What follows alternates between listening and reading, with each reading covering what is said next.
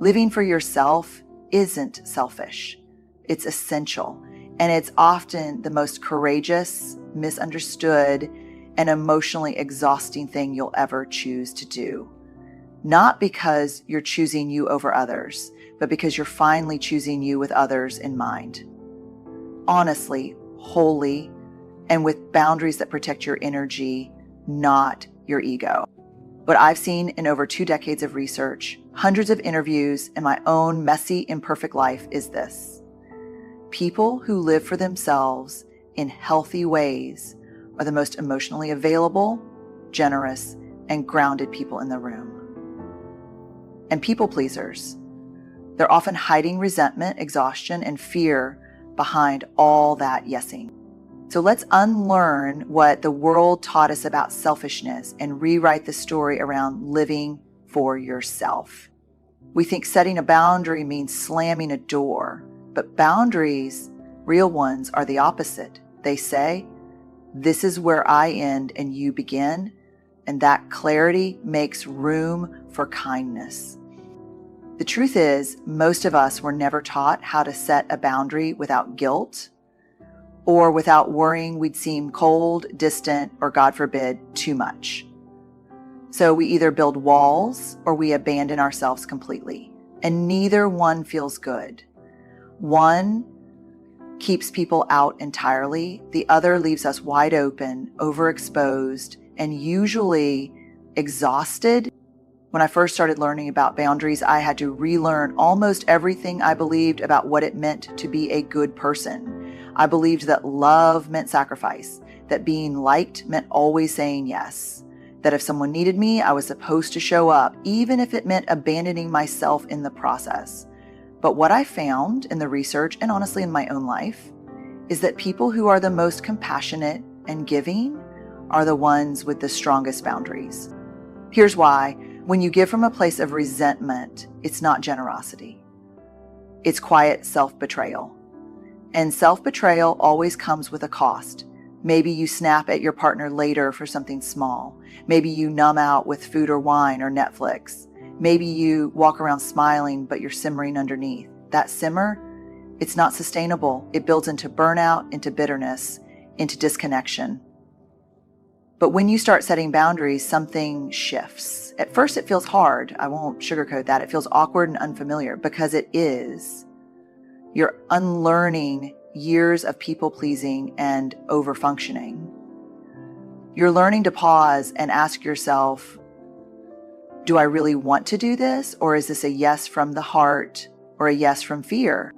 One of the most life-changing things I've learned is that boundaries are an act of clarity, not cruelty.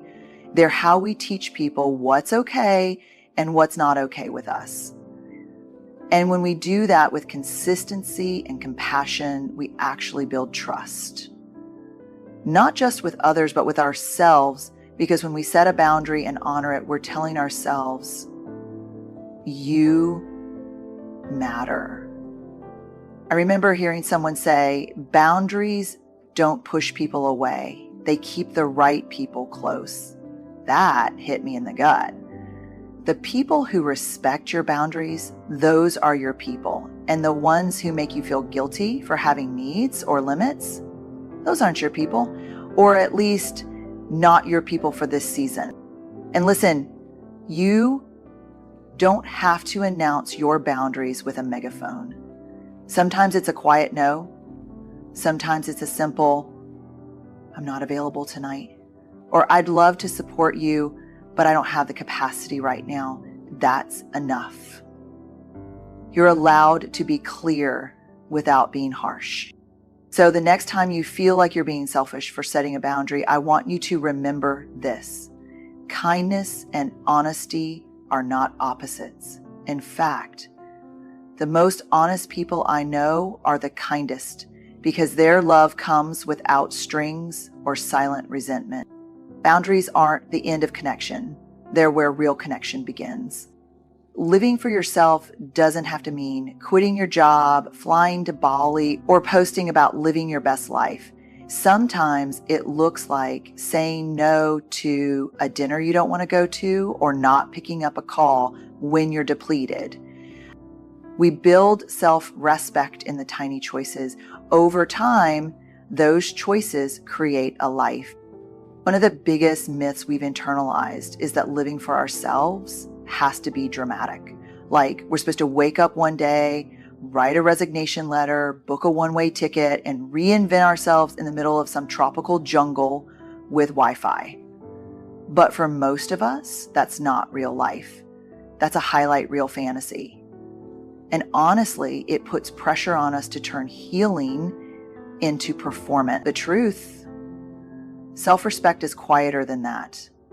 It's a practice, slow, steady, unsexy, and deeply powerful. I've found that the people who truly live for themselves, who live aligned with their values, and who know how to stay rooted in their own worth are not doing it in these big cinematic ways. They're doing it by honoring small choices over and over again. It's things like choosing sleep over obligation, or saying that joke actually hurt when someone crosses a line, or deciding to not check emails on a Sunday because your peace is sacred. And let me say this clearly, it's not easy.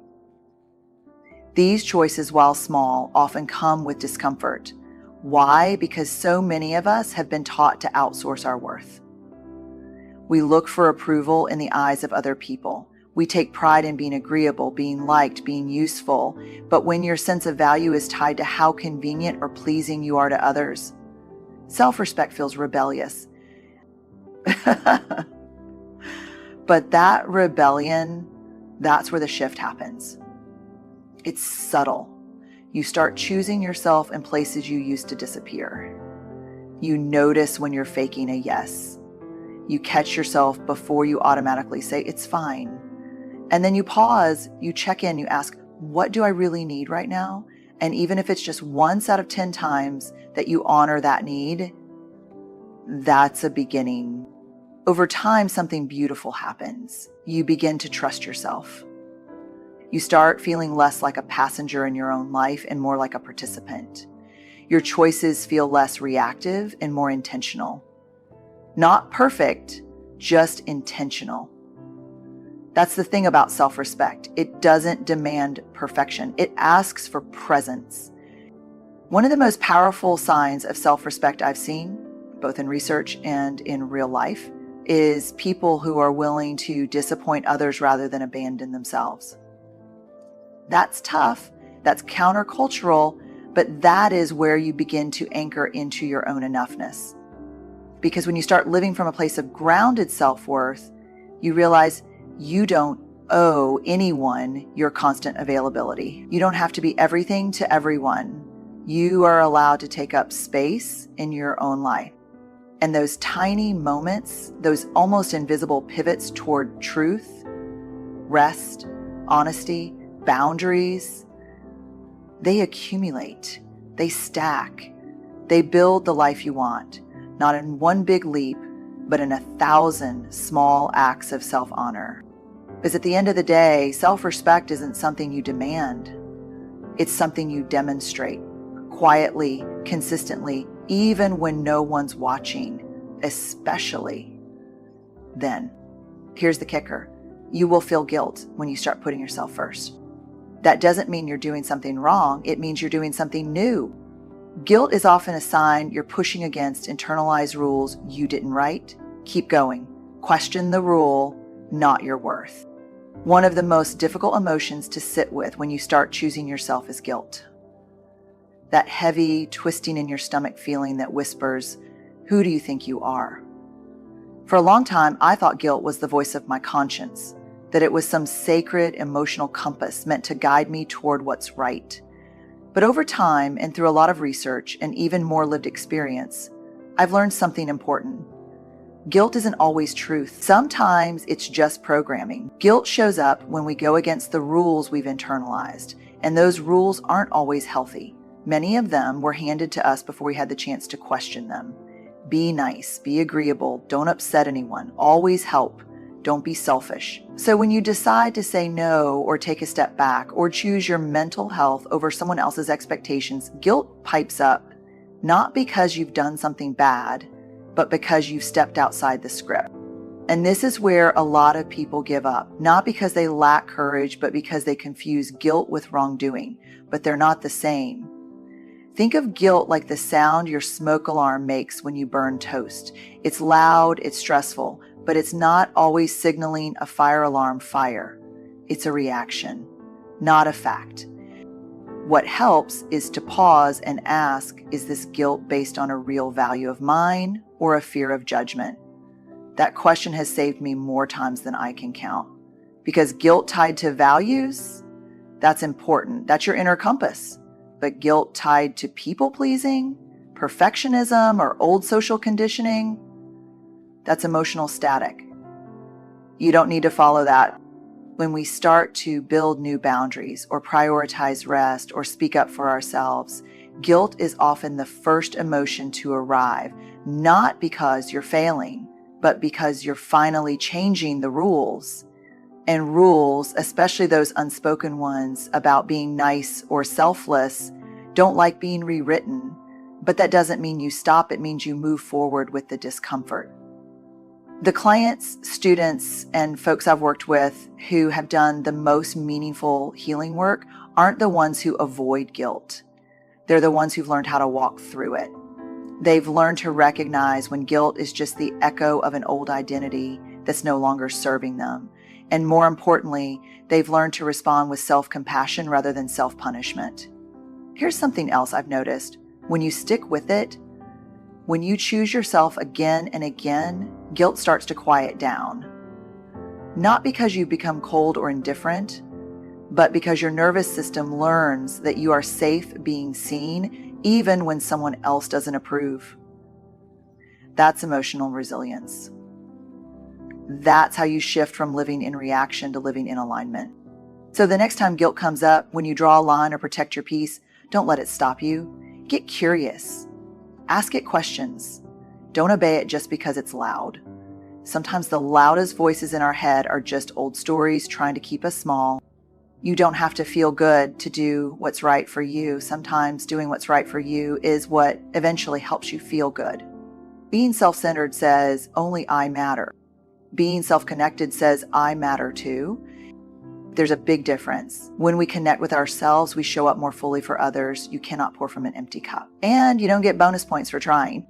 This is one of the most misunderstood dynamics I've come across, not just in research, but in real conversations with people who are desperately trying to hold it all together while quietly losing themselves. Somewhere along the way, we blurred the line between being connected to ourselves and being selfish. We were told, you're thinking too much about yourself, when what we were really doing was trying to honor our feelings, our energy, our boundaries. But let's be really clear. Being connected to yourself doesn't mean you don't care about others. It means you're finally including yourself in the care. Think about that for a second. How often have you been there for someone else, showed up, made the dinner, took the call, listened to the problem, when deep down you were running on fumes? We don't call it out because we've normalized it. We praise it even. We call it being a good friend, being selfless, being strong. But what's the cost? Here's what I've seen over and over again. People who are constantly giving without reconnecting to themselves eventually burn out, not just emotionally, but relationally. Their giving becomes mechanical. Their empathy starts to erode, resentment builds, and connection, the very thing they were trying to protect, begins to break down. And here's the paradox. People who are deeply self-connected actually have more to give, not less. Why? Because they're grounded. Because they're in touch with their needs, their limits, and their truth. That kind of presence, authentic presence, is what creates real intimacy. Not performative yeses, not silent sacrifice, just honest, embodied, wholehearted presence. I remember speaking with someone who said, I feel selfish if I take time for myself. I asked her what she meant. She said, there are so many people who need me. And I said, and how long can you give to all those people before you have nothing left? She just got really quiet and nodded. That's the thing. We know Deep down, we know when we're running on empty, but we keep pushing because the fear of being labeled self-centered is bigger than our desire to connect with ourselves. Let's unlearn that. Let's normalize saying, I need time to think, or I can't take that on right now, or even just I matter too. That's not ego. That's emotional maturity. That's what self-connection sounds like. It's about noticing when you're dysregulated, when you're shrinking to keep the peace, or when you're pretending to be fine, and then choosing to pause, to check in, and to listen. That's not selfish. That's the foundation of showing up whole. Because when we're disconnected from ourselves, we can't be fully connected to anyone else. We're half present, half aware, trying to manage everyone's feelings while ignoring our own. But when we're self-connected, we create space for real empathy. Empathy that doesn't cost us our sanity. So the next time that voice in your head tells you that choosing yourself means you're self-centered, I want you to stop and ask, am I being selfish, or am I finally being honest about what I need? There's a world of difference. And the people who truly love you, who want the best for you, not just from you, they'll feel the difference too. Choosing to live for yourself won't always make sense to others. Some people will misunderstand you, question you, maybe even distance themselves. It's not a sign you're doing it wrong. It's often a sign you're finally being real. One of the most tender and difficult truths we have to face when we start showing up authentically is this: not everyone will celebrate it. In fact, some people will resist it, not because they're bad or unkind, but because your truth might unsettle theirs. And that discomfort, it can show up as silence, pushback, gossip, or the slow fade of connection. It hurts. Let's not pretend it doesn't, especially when you've spent your life being the peacemaker, the helper, the reliable one, the person who keeps everyone else comfortable. When you begin to live in a way that honors your inner voice, rather than the version of you that kept things running smoothly for others, it creates a shift. And sometimes that shift makes waves. But here's what I've come to believe deeply. Being misunderstood is not a failure. It's often a byproduct of growth. When you stop over-explaining, when you stop twisting yourself into something more palatable, when you stop choosing peace at your own expense, yes, some people will be confused. They'll say, you've changed, and they're right, you have. You've stopped abandoning yourself. And that, my friend, is sacred work. And we don't like to talk about this part. We like to think that when we finally embrace our truth and start living for ourselves, everything falls into place. Cue the applause, cue the harmony. But the reality is often more complicated. There's grief in growth. There's grief in realizing that some connections were rooted in a version of you that no longer exists. But here's what I want to offer you. It's okay. It's okay to feel sad even when you know you're doing the right thing. It's okay to mourn the loss of approval while still standing by your truth. It's okay to be misunderstood. Because clarity within yourself is more sustaining than external validation. You're not here to be understood by everyone. You're here to be aligned with yourself.